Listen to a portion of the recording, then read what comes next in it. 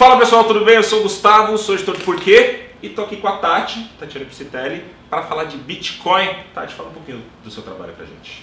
Bem, eu sou professora de Direito Tributário, também professora de Finanças Públicas da Escola de Direito de São Paulo, da Fundação Getúlio Vargas. Eu sou autora de um blog do Valor Econômico, Fio da Meada, um blog dedicado a questões tributárias. E tenho mestrado, doutorado em Direito Tributário, sempre estudei Direito Tributário e dou aula em alguns cursos também espalhados pelo Brasil. Tati, Bitcoin movimenta muitas paixões, né? De um lado tem quem, o Bitcoin vai acabar com o sistema financeiro mundial, não sei o quê. E de outro lado, não, o Bitcoin é a nova revolução, é a liberdade, etc e tal. Muita gente também fica um pouco perdida nessa discussão, e todo mundo brigando, meme, não sei o quê.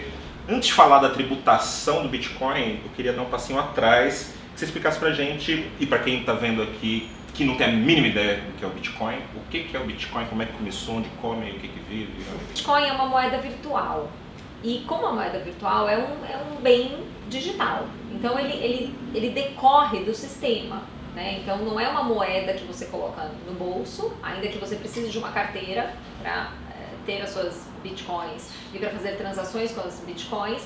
Tudo isso acontece virtualmente. O que assegura a validade do Bitcoin é uma rede compartilhada de computadores e de pessoas que acreditam que aquele bem tem um valor determinado. O lastro é a confiabilidade do sistema. Exato, né? E aí acho que isso é um pouco também a base da economia compartilhada, que é esse movimento que a gente tem vivenciado e experimentado. Então, primeira coisa é isso, uma moeda virtual, então ela decorre do sistema, é um bem digital nesse sentido, né? Então existe digitalmente.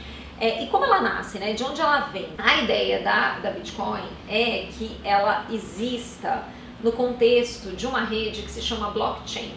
E aí a blockchain, ela nasce, né, esse conceito da blockchain, da Bitcoin, ela nasce com a Bitcoin, mas hoje esse mecanismo, esse sistema, ele pode ser usado para diversas outras finalidades, porque a blockchain nada mais é do que um registro público de operações. E aí, exatamente por conta da validação das transações, e portanto isso envolve, né, resolução de problemas matemáticos que são feitos por uma categoria que são chamados de mineradores, é que tem o nascimento das bitcoins. Então sempre que um problema matemático é resolvido na rede, que é capaz de validar a sua transação, é um problema encriptografado, por isso é uma criptomoeda.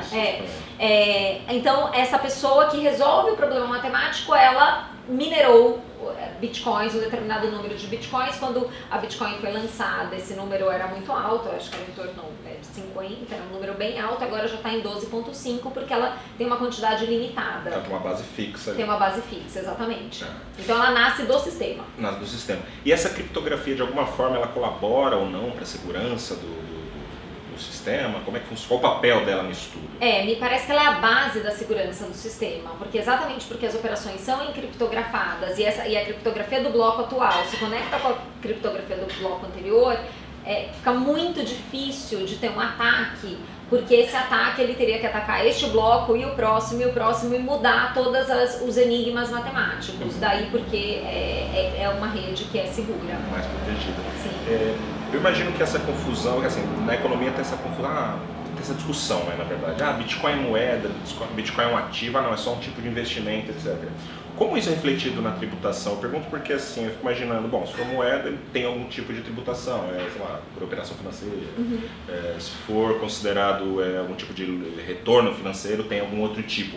Hoje no Brasil existe definida já qual é a tributação que cabe ao Bitcoin? Então, tem duas coisas diferentes na sua pergunta. Primeiro, né, do ponto de vista jurídico, o que as nossas instituições entendem, né, o que é o Bitcoin, o que é uma moeda virtual, vamos dizer assim. A última declaração do Banco Central na verdade, falando que o Bitcoin não é uma moeda, exato, por causa desses motivos que a gente já tratou aqui. E alertando, inclusive, para as pessoas tomarem cuidado. E o presidente do Banco Central recentemente falou, olha, a gente, pelo visto, por enquanto não vai passar por aqui.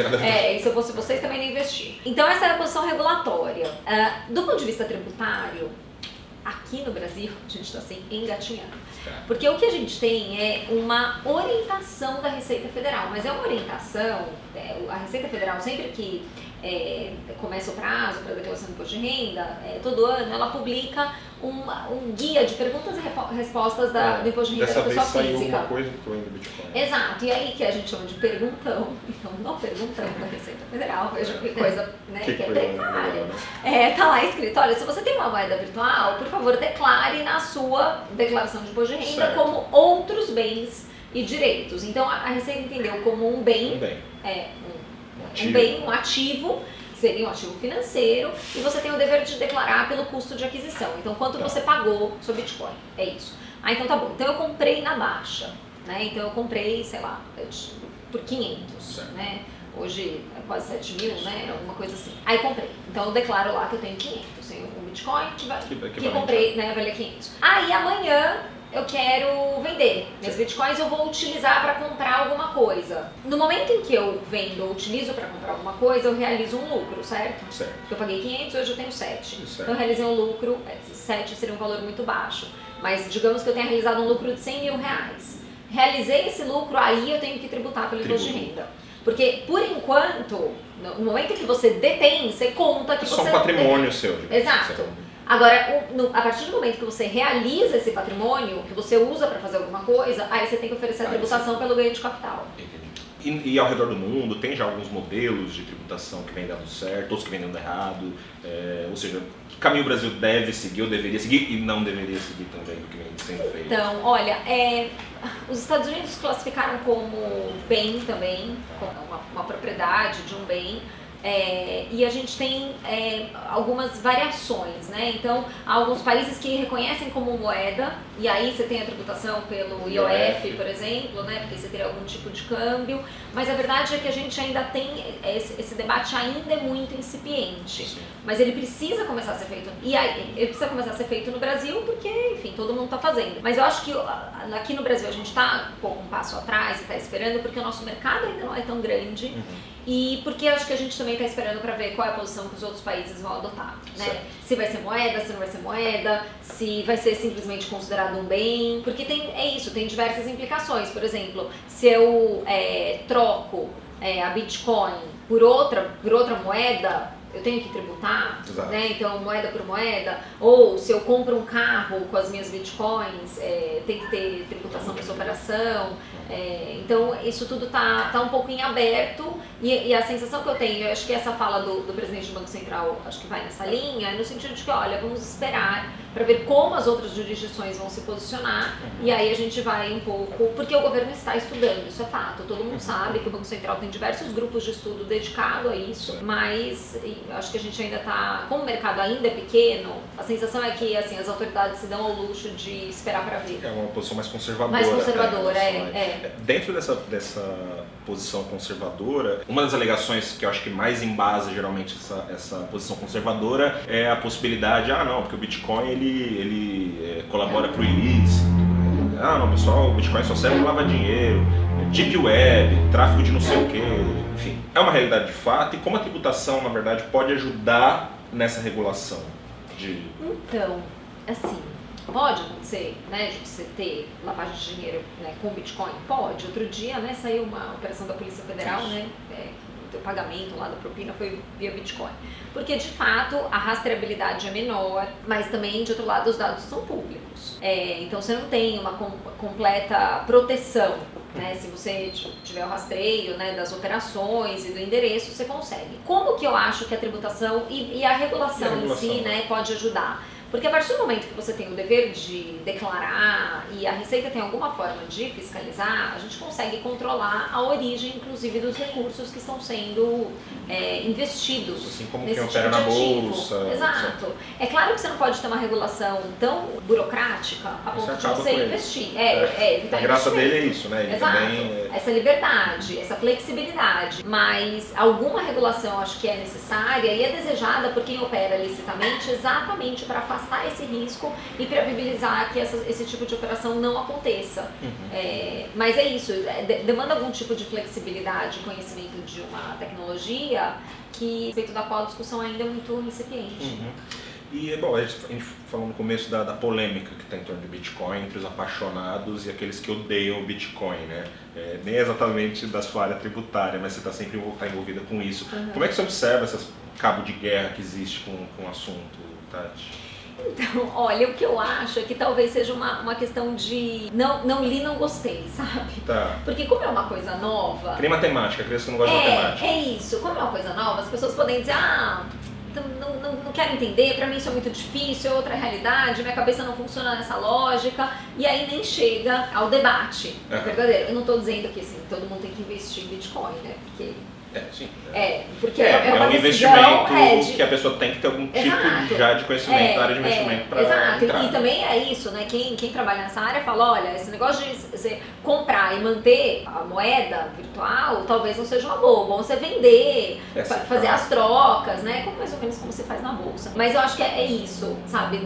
Não li, não gostei, porque é difícil, eu não entendo, isso é crime, e aí no final é isso, né? O debate fica mais limitado. E eu imagino que isso, na verdade, até atrapalhe que esse caminho para uma regulação, para uma tributação, etc.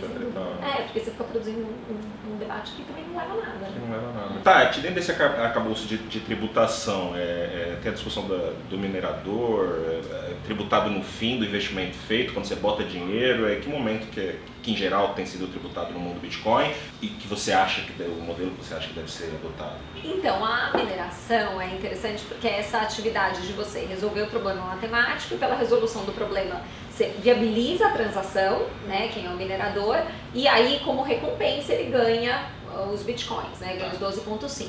Então ele ganha do sistema, é o sistema que gera. Certo. Então, nessa hipótese, na minha opinião, não tem que ter tributação do imposto de renda no momento em que ele recebe os bitcoins pela atividade de mineração. É uma posição difícil, por quê? Porque o minerador, ainda conversando com um amigo outro dia, ele falou, mas quem é esse minerador? É o nerd que tá lá, né? A gente tem que pensar que é um cara lá que tá brancão, nunca tomou sol, de óculos em casa, no quarto, né? Então, tipo, minerando. Não já foi. Não é, por quê? Porque demanda uma energia elétrica enorme, assim, o consumo é gigantesco e a capacidade de processamento dos computadores, ela tem que ser muito alta. Requer escala.